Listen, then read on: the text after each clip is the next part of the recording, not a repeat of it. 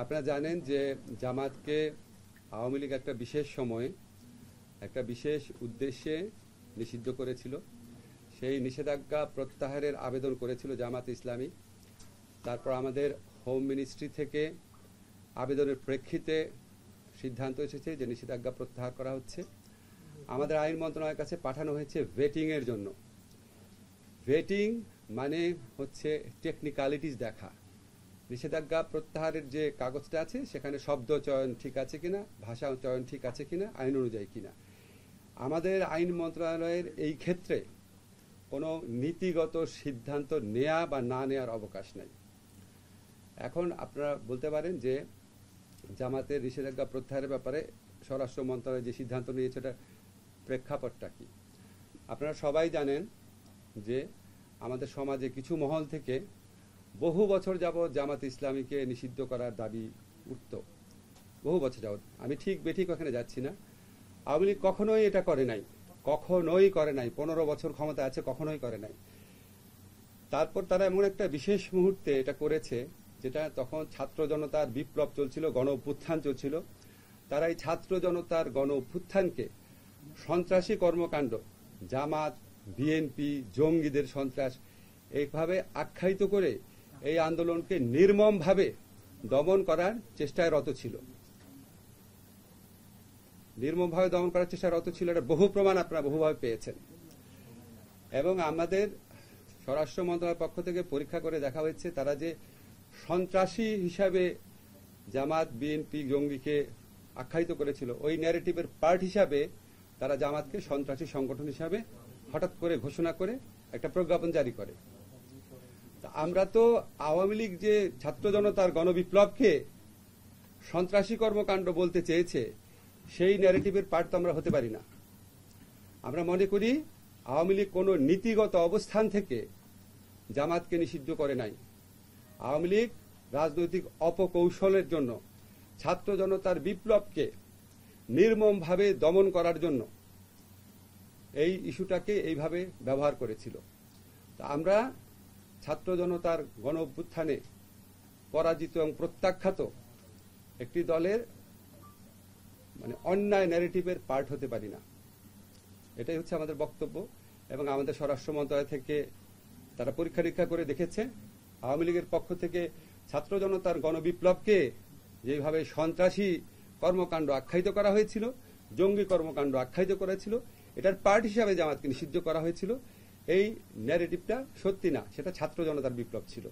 ছাত্র জনতার বিপ্লবকে সন্ত্রাসী হিসেবে আখ্যায়িত করা, কর্মকাণ্ড হিসেবে আখ্যায়িত করা, সেটা একদম দলের উপর চাপিয়ে দেওয়া, তাকে নিষিদ্ধ করা, আমরা এই মিথ্যা ন্যারেটিভের পার্ট হতে পারি না। এটা হচ্ছে আমার বক্তব্য। ঠিক আছে, বলেন। এই ইস্যুতে প্রশ্ন করেন, অন্য কোনো ইস্যু না।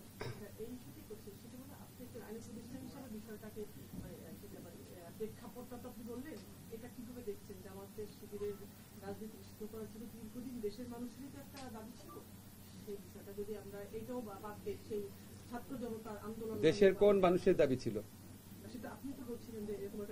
আপনি বলেন, আপনি তো প্রশ্ন করছেন কোন মানুষের দাবি ছিল। আমি তো বলেছি কিছু মানুষের। হ্যাঁ, কাদের দাবি ছিল? কাদের দাবি ছিল আপনি বলেন। আপনি তো সাংবাদিক, আপনি জানেন কাদের দাবি ছিল। না না না, ওই সময়টা বাদ দিয়ে জামাত ইসলামকে আগে নিষিদ্ধ করার দাবিটা কাদের ছিল? কোন দলের ছিল? আওয়ামী লীগের নিষিদ্ধ করার দাবি ছিল। আওয়ামী লীগ 15 বছর ক্ষমতায় ছিল, করে নাই কেন? তার মানে তো তাদের বদ মতলব ছিল। 15 বছর তারা ক্ষমতায় ছিল, তারা তাদেরই সহযোগী সংগঠন বিভিন্ন মহল থেকে তারা এই ধরনের দাবি তুলেছে। আবার আমরা অতীতে দেখেছি আওয়ামী লীগ জামাতকে সাথে নিয়ে 1986 ইলেকশনে গেছে, 1988 সংসদে একসাথে পদত্যাগ করেছে। একসাথে পদত্যাগ করার পর একসাথে মতিউর রহমান নিজামী, প্রয়াত মতিউর রহমান নিজামী সাহেবের সাথে আওয়ামী লীগের সভানেত্রী সাংবাদিক সম্মেলন করেছেন। বলেছেন উনি শুধু আওয়ামী লীগের লিডার না, উনি সকল বিরোধী দলের নেতা। পরবর্তীকালে জামাত যখন প্রেসিডেন্সিয়াল নির্বাচনে জয়লাভ করার জন্য আওয়ামী লীগের পদপ্রার্থী জামাতের আমির গোলাম আজমের কাছে দোয়া চাওয়ার জন্য গিয়েছেন। 1996 আন্দোলনে জামাতকে নিয়ে অংশ নিয়েছেন। আমরা সর্বশেষ নির্বাচনীয় পত্রপত্রিকায় রিপোর্ট পাচ্ছিলাম জামাতকে ইলেকশনে আনার একটা প্রক্রিয়া চলছে। তারপরে যখন আওয়ামী লীগের বিভিন্ন মহল থেকে এই ধরনের দাবি করা হতো এবং আওয়ামী লীগ যখন আবার এই দাবিটা পূরণ না করত, আমার পার্সোনাল ওপিনিয়ন হচ্ছে এটা আওয়ামী লীগ জামাতকে চাপে রেখে তাদের কথা মতো চলতে বাধ্য করার একটা প্রক্রিয়া হিসেবে নিয়েছিল। আওয়ামী লীগের রাষ্ট্রীয় ক্ষমতায় দোর্দণ্ড প্রতাপে ছিল, কখনোই নিষিদ্ধ করে নাই। যখন ছাত্র জনতার বিপ্লবে যখন আওয়ামী লীগের প্রায় পরাজিত এবং পরাভূত হওয়ার মতো অবস্থা হয়েছে, তখন আপনার এই পুরা বিপ্লবটাকে, পুরা অভ্যুত্থানটাকে সন্ত্রাসী কর্মকাণ্ড আখ্যায়িত করে অবাধে দমন নিপীড়ন চালানোর একটা পর্যায়ে জামাতকে নিষিদ্ধ করেছে। সেটা তো কোনো নীতিগত অবস্থান হতে পারে না। স্যার, আমি একটা প্রশ্ন করতে চাই। স্যার, যে অবস্থায় ছাত্র জনতার গণঅভ্যুত্থানে সরকার এক ধরনের পালিয়ে গেছে, পাবলিক পারসেপশন আছে, অনেকে মনে করে যে আওয়ামী লীগকে নিষিদ্ধ করা দরকার। সো এই ব্যাপারে আপনারা কি চিন্তা করেন? আপনি দেখেছেন আমাদের অ্যাটর্নি জেনারেল অফিস থেকে যখন আওয়ামী লীগকে নিষিদ্ধ করার একটা দাবি উঠেছে হাইকোর্টে, সে অফিস থেকে এটার প্রতিবাদ করা হয়েছে, এটার বিপক্ষে দাঁড়িয়েছে। ব্যক্তিগতভাবে আমি মনে করি কোন রাজনৈতিক দলকে নিষিদ্ধ করার পক্ষে আমি না, আনলেস আপনার যদি একদম সুশক্তভাবে জঙ্গি তৎপরতা, রাষ্ট্রবিরোধী তৎপরতা, কোট আন কোট যে বিভিন্ন পলিটিক্যাল পার্টি রেটরিক হিসাবে ইউজ করে, সেটা না। সত্যিকার অর্থে সেরকম থাকলে তাও প্রচন্ড সততার সাথে তদন্ত করে দেখে হয়তো এটা করা যেতে পারে। জেনারেল রুল হিসাবে আমাদের সংবিধানে সংগঠন করার স্বাধীনতা আছে। আওয়ামী লীগ বাংলাদেশের স্বাধীনতা সংগ্রামে নেতৃত্ব প্রদানকারী দল, বিভিন্ন গণতান্ত্রিক সংগ্রামে এই দলটার অবদান ছিল। গত 15 বছর তারা যা করেছে সেটা তাদের ঐতিহ্যের সাথে যায় না, সেটা মুক্তিযুদ্ধের চেতনার সাথে যায় না। তারা বাংলাদেশের ইতিহাসে বর্বরতম এক ফ্যাসিবাদ কায়েম করেছিল। এই কর্মকাণ্ডের জন্য ব্যক্তিগত দায় থাকতে পারে, লিডারদের সামষ্টিক দায় থাকতে পারে, বা দল হিসাবে, ব্যক্তিগতভাবে আমি বলছি, দল হিসাবে আওয়ামী লীগ মানে নিষিদ্ধ করা দল হিসাবে মনে হয় না সমীচীন হবে। স্যার, আমি একটা প্রশ্ন করতে চাই। স্যার, আওয়ামী লীগ যখন ক্ষমতা ছিল তখন তারা একটা দলকে সন্ত্রাসী সংগঠন বলতো। এখন আওয়ামী লীগ ক্ষমতায় নেই, এখন অনেকে আওয়ামী লীগকে সন্ত্রাসী সংগঠন বলে বিভিন্ন রকম সাম্প্রতিক হত্যাযজ্ঞ করে। আসলে সন্ত্রাসী সংগঠন আর কি ধরনের সংগঠনকে সন্ত্রাসী সংগঠন বলা উচিত? কি ধরনের, এটা তো আপনি মানে খুবই জটিল টেকনিক্যাল কোয়েশ্চেন করেছেন। এটা একটা বিশেষজ্ঞ পর্যায়ে মতামত ছাড়া বলা সম্ভব না। তবে আমি মনে করি, ধরেন যারা বাংলাদেশের অস্তিত্বে বিশ্বাস করে না, সার্বভৌমত্বে বিশ্বাস করে না, বাংলাদেশের আপনার যে আমাদের যে গণতান্ত্রিক রাজনীতি সেটাকে নস্যাৎ করতে চায়, আমাদের বাংলাদেশে আমাদের মুক্তিযুদ্ধের চেতনা যেভাবে আমি চেতনা বুঝি আর কি, একটা ডেমোক্রেটিক বৈষম্যহীন শোষণহীন সমাজ, এটাকে ধ্বংস করার জন্য যারা আপনার সিস্টেম্যাটিক্যালি মানে তাদের সশস্ত্র একটা সংগ্রাম করে, একদম প্রাইমারি চিন্তা করে আপনাকে বলছি। তবে আমি মনে করি যে মানে মতামত প্রকাশের স্বাধীনতা যত অবারিত রাখা যায় ততই ভালো। এটা একটু বাদ রাখেন না, এটা একদম আনরিলেটেড হবে। নির্বাচন কমিশন একটা মন্তব্য করেছে, তাদের সাংবিধানিক কিছু বাধ্যবাধকতা আছে 90 দিনে, সেই বিষয়টি নিয়ে আপনারা কিছু ভাবছেন কিনা? নির্বাচন কমিশন প্রথম তাদের রিয়েলাইজ করা উচিত তাদের সাংবিধানিক বাধ্যবাধকতা কি ছিল। ভুয়া নির্বাচন করা তাদের সাংবিধানিক বাধ্যবাধকতা ছিল, তারা আগে নিজের বিবেচনা করুক। ওই যে নিজে আপনি আচরি ধর্ম আছে না, তারা প্রথম আত্মসমালোচনা করুক, তারপর দেখা যাবে। উনার প্রধান নির্বাচন কমিশনের একটা লেখা দেখলাম, উনি এখন কি স্বৈরাচারী অগণতান্ত্রিক সরকার বলছেন, পড়েছেন না সমকালে, বলেছেন না? না না না, উনি আগের সরকারকে কি ঘোষণা করেছেন, স্বৈরাচার বলেছেন না? তাহলে উনি তো মানে উনার আগে আত্মসমালোচনা করা উচিত। এই স্বৈরাচার সরকারটা আসছে কার অভিভাবকত্বে? উনার অভিভাবকত্বে। যাই হোক, এটা কোন দরকার কি দরকার না, এটা উনার কথায় আমাদের মানে মানে উনার কথাতে আমাদের পরিচালিত হওয়ার কোনো কারণ নাই। আমাদের যথেষ্ট আইন বিশেষজ্ঞরা আছেন, আমরা সবসময় সবকিছু মানে দিকে দৃষ্টি রেখে এটা করব। আর আমরা সবসময় বিশ্বাস করি ডক্ট্রিন অব নেসেসিটি বলে একটা কথা আছে।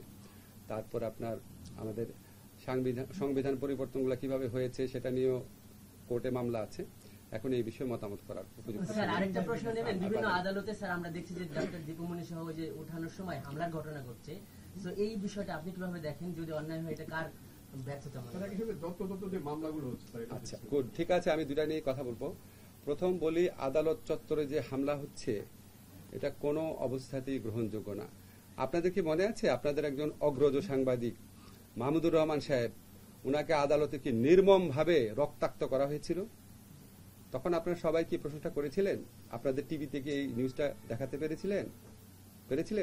তো এই যে এই ধারাগুলা এবং একটা দলকে, একটা মন্ত্রিসভাকে, তার সাথে থাকা লোককে জনগণের শত্রুর পর্যায়ে নিয়ে আসা, এটা তো সাবেক সরকারের দায়ভার। তারা এমন একটা জায়গায় নিয়ে গেছে তাদের সমর্থকদের, তাদের মন্ত্রিসভা সদস্যদের, যে একটা জনরোষের তৈরি হয়েছে। মাহমুদুর রহমানের সময় তো জনরোষ ছিল না, এটা ছিল পলিটিক্যাল ডিসিশন, ওনাকে রক্তাক্ত করা। আরো অনেকভাবে অনেক সাংবাদিকদের অপদস্থ করা হয়েছে। আমি নাম নিব না, আপনারা তো রিপোর্টই করতে পারতেন না, এবং আপনাদের কারো কারো কিছু মনে করেন না, আপনাদের কারো কারো সরাসরি ইন্ধন ছিল এই সমস্ত কাজে, আপনাদের কারো কারো। এখন আপনি প্রশ্ন তুলেছেন, আমার ব্যক্তিগত অভিমত হচ্ছে আদালতে কখনোই যাওয়ার সময় কখনোই কাউকে আক্রমণ করা উচিত না, কোনোভাবেই সমর্থনীয় না। কিন্তু আপনারা একটু প্রেক্ষাপটটা বুঝবেন, সেখানে অনেক বিক্ষুব্ধ মানুষ থাকে যারা 15 বছরের চাকরি হারিয়েছে, জীবনের নিরাপত্তার ভয়ে ঘুরে বেরিয়েছে, জীবিকা হারিয়ে ঢাকা শহরে লুকিয়ে থেকেছে, গুমের শিকার পরিবার আছে, হত্যার শিকার পরিবার আছে। এখন মানুষের এত ক্ষোভ, এত ক্রোধ, এই ক্ষোভ ক্রোধের কিছু বহিঃপ্রকাশ ঘটে। সেই বহিঃপ্রকাশকে সমর্থন করছি না, প্রশ্নই আসে না। কিন্তু আপনাদের এটাও ভাবতে হবে, আমি যখন পুলিশ প্রশাসনের সঙ্গে কথা বলেছি যে আপনারা যথেষ্ট বাধা দিচ্ছেন না কেন, যথেষ্ট বাধা দিলে তারা যদি আপনার যারা বিক্ষুব্ধ জনতা আছে তাদেরকে যদি তারা যথেষ্ট পরিমাণ বাধা দেয়, বা যদি ধরেন কোন রকম যদি শক্তি প্রয়োগ করে, তখন তো আবার আপনার এটা অন্যদিকে মন নেবে। কারণ পুলিশ খুব ডিমোরালাইজড অবস্থায় আছে, এটা সাবেক সরকারের অবদান। তারা পুলিশকে এমন একটা মানে গণশত্রু বাহিনীতে পরিণত করেছিল যে পুলিশ সাহস করে তাদেরকে বাধা দিতে পারে না, বলে স্যার আমরা বাধা দিতে, বলে তোরা তো ওনার নাম ধরে বলে তার পুলিশ, এটা বলে তাদেরকেই মারতে আসে। আমি যেরকম শুনেছি আপনাদের বললাম। তারপর আমরা চেষ্টা করছি বিভিন্ন কৌশলে, বিভিন্নভাবে, এটা আপনাদের বলবো না, যাতে আপনার এই ক্রাউডটা কমানোর কি কি উপায় আছে আমরা চিন্তা করছি। আমি ব্যক্তিগতভাবে 2-3টা বড় দলের সাথে কথা বলেছি যে প্লিজ আপনাদের যদি কর্মী টর্মী থাকে ওনাদেরকে থামানোর চেষ্টা করেন। ওনারা বলেছে ওনারা যথেষ্ট ক্লিয়ার, ওনাদের ইনস্ট্রাকশন আছে। তারপরে মানুষের স্বতঃস্ফূর্ত প্রতিক্রিয়া হলে কিছু করা, কিছু মানে ওনারা বলেছে ওনাদের মানে খুব বেশি কিছু করার নেই, ওনারা আরো চেষ্টা করবেন বলেছেন। আর মামলার কথা যদি আপনারা বলেন যে এখানে আপনার ব্যক্তিগতভাবে কেউ যদি মামলা করে, ধরেন আপনার সন্তান মারা গেছে, ধরেন পুলিশের গুলিতে, আপনার সন্তান যদি পুলিশের গুলিতে মারা যায় আন্দোলন করতে গিয়ে, অনেকের সন্তান তো মারা গেছে, 1000 জন মানুষ মারা গেছে, তার মধ্যে অর্ধেকই তো আপনার মানে অর্ধেকেরই তো আপনার পিতা আছে, মানে ওই বয়সী ইয়েরা মারা গেছে, শিশু মারা গেছে। এখন আপনারা যদি ওই সময় ফুটেজ দেখেন, আপনার পিতার সন্তান যদি মারা যায়, আপনি কি শুধু মানে কে মেরেছে ওই এলাকার পুলিশকে দিবেন মামলা? আপনার তো তখন মনে হবে যে আপনি তো দেখেছেন আমাদের সাবেক প্রধানমন্ত্রী কি বলেছেন, ওবায়দুল কাদের সাহেব কি বলেছেন, স্বরাষ্ট্রমন্ত্রী কি বলেছেন, দীপুমণি উনি কি বলেছেন, নওফেল কি বলেছেন, আরাফাত কি বলেছেন, আপনার মনে পড়বে না? এখন আপনি যদি ওনাদের বিরুদ্ধে মামলা দেন, রাষ্ট্রের কোনো অধিকার নাই আপনাকে মামলা করার, আপনি মামলা করতে পারবেন না বলার। আমার একটাই করণীয় আছে, আমাদের পুলিশের কাছে মামলা হলে পুলিশ তদন্ত করবে, তদন্ত করে সুস্পষ্ট তথ্য না পেলে পুলিশ ডিসচার্জ করে দিবে। আদালতে যদি মামলা দেয়, আদালত তদন্তপূর্বক এফআইআর নিতে বলবে। আমরা আমাদের যেটুকু করার যে তদন্ত কাজে বা বিচার কাজে, সেখানে আমরা ডিউ প্রসেস বজায় রাখার আপ্রাণ চেষ্টা করব। এটা আপনাদের প্রতি আমার কমিটমেন্ট, ডিউ প্রসেস বজায় রাখার চেষ্টা করব। এখন আমরা তো আর আদালতে হস্তক্ষেপ করতে পারি না, আমরা আদালতকে ফেসিলিটেট করব যাতে আদালত ডিউ প্রসেস বজায় রাখতে পারে। আমি এমনকি এমনও শুনেছি কিছু কিছু জায়গাতে আদালতের উপরও আপনার চাপ আছে। এখন আপনি মানে স্থানীয় পর্যায়ে একজন খুব কুখ্যাত সন্ত্রাসী, যার অত্যাচারে 15 বছর মানুষ অতিষ্ঠ ছিল, তারা চায় যে এক্ষুনি তার বিরুদ্ধে মামলা নেওয়া হোক। আদালত তার সাধ্যমতো চেষ্টা করে এই সমস্ত চাপ এড়ানোর জন্য। আমরা কেউই আপনার মনে করেন না যে আমরা চেষ্টা করছি না, আমরা চেষ্টা করছি, আরো চেষ্টা করব। এগুলি সমর্থনীয় না, জেনারেলি এগুলি সমর্থনীয় না। এই ইস্যু নিয়ে একটা কথা, সাকিব আল হাসানের বিরুদ্ধে একটা মামলা হয়েছে, এটা নিয়ে স্যার ক্রিকেটের যিনি স্টার, যেহেতু দেশ বিদেশে আলোচনা হচ্ছে, এটা আপনাদের নজরে এসেছে? এটাও তো আওয়ামী লীগই শুরু করেছিল, ঠিক না? আপনার আমিনুল যে ফুটবলার, সাকিব তো আর বাংলাদেশ রাষ্ট্রের জন্য কিছু বয়ে আনে নাই, সাকিব নিজে অনেক কিছু অর্জন করেছে। আমিনুল তো বাংলাদেশ রাষ্ট্রের জন্য পুরস্কার বয়ে এনেছিল না? জাতীয় দলের ক্যাপ্টেন ছিল। আমিনুলকে যেইভাবে অত্যাচার করা হয়েছে, তখন কি আপনারা প্রশ্ন করেছিলেন? আমিনুলকে তো জেলে ভরা হয়েছে, সাকিবের বিরুদ্ধে মামলা হয়েছে। তারপরও আমরা, এটা পুলিশ প্রশাসনের ব্যাপার, আমরা যতটুকু বলার চেষ্টা করেছি। মামলা হওয়া বা এফআইআর হওয়া মানে তো গ্রেফতার না। আমার বিশ্বাস আমাদের মানে স্বরাষ্ট্র মন্ত্রণালয় থেকে উদ্যোগ নেওয়া হবে যাতে মানে কেউ অতি উৎসাহিত হয়ে গ্রেফতার না করতে যায়, বুঝছেন না? আর মানে আপনি যদি কম্পারেটিভ ফিচার যতগুলো আপনারা প্রশ্ন করেছেন সব কিছুর জন্মদাতা হচ্ছে আওয়ামী লীগ। আমি কি বাড়িয়ে বলছি? সব কিছু কোনটা কোন এক্সাম্পল চান? এবং তারা এমন একটা পর্যায়ে, আপনারা তো জানেন যে every action has some reaction, না ইকুয়াল রিয়াকশন বলে কিছু রিয়াকশন হয়, সেটা আমরা পছন্দ করি না, কিন্তু এই রিয়ালিটিটা তো বুঝতে হয় যে এটা তো আউট অফ দ্য ব্লু আসে নাই, আউট অফ দ্য ব্লু আসে নাই। যখন আমিনুলকে গ্রেফতার করা হয়েছে, দিনের পর দিন জামিন দিচ্ছিল না, দিনের পর দিন জামিন দিচ্ছিল না। আমি নিজে শুধু প্রথম আলোতে কলাম লিখেছি, আমি আপনাদের কাউকে লিখতে দেখি নাই। আপনাদের পত্রিকায় একটা জাতীয় দলের বাংলাদেশ চ্যাম্পিয়ন হয়েছিল সাব গেমসে, তার ইয়েতে চ্যাম্পিয়নশিপে গ্রেফতার করেছে, মামলা গ্রেফতার, দিনের পর দিন জামিন রিজেক্ট করেছে। সাকিবের বিরুদ্ধে শুধু মামলা হয়েছে এবং আমি আশা করি সাকিব গ্রেফতার হবে না। এবং আমাদের পুলিশ বাহিনীকে আমি যতদূর জানি এরকম একটা ইনস্ট্রাকশন দেওয়া আছে যে অবিশ্বাস্য, অ্যাপারেন্টলি খুব অবিশ্বাস্য কিছু হলে যতটা পারা যায় আইনগত সীমার মধ্যে থেকে রেস্ট্রেইন দেখানোর জন্য আর কি, রেস্ট্রেইন বজায় রাখার জন্য। ঠিক আছে, মাননীয় উপদেষ্টা বলছেন যে আমাদের দুজন সাংবাদিক ফারজানা রূপা এবং শাকিল আহমেদ তাদেরও বিষয়টা আদালতে একই রকম হয়েছে, সেটা খুব কিভাবে দেখছেন? এটা আলাদা করে তো বলার কিছু নাই, আমি তো সবার কথাই বলেছি, বুঝছেন না? না, সাংবাদিকের বিষয়ে আমি আলাদা করে বলবো কেন? সব মানুষের সমান অধিকার। আদালত প্রাঙ্গণে সাংবাদিক প্রহত হবে না, কেউই হবে না প্রহত। এমনকি আদালত প্রাঙ্গণে যদি আপনি মানে খুনের দায়ে অভিযুক্ত, কি বলবো, গণধিকৃত কোনো ব্যক্তিও যদি গ্রেফতার হয়, তাকেও আদালত প্রাঙ্গণে আক্রমণ করা যাবে। সাংবাদিকের স্পেশাল প্রিভিলেজ পাওয়ার তো কিছু নেই। আমাদের সংবিধানে সাংবাদিক অসাংবাদিক কোনো ভাগ করা হয়নি। কেউ কোন রকম জুলুমের আক্রমণের শিকার হবে না, এটাই হচ্ছে আমার বক্তব্য।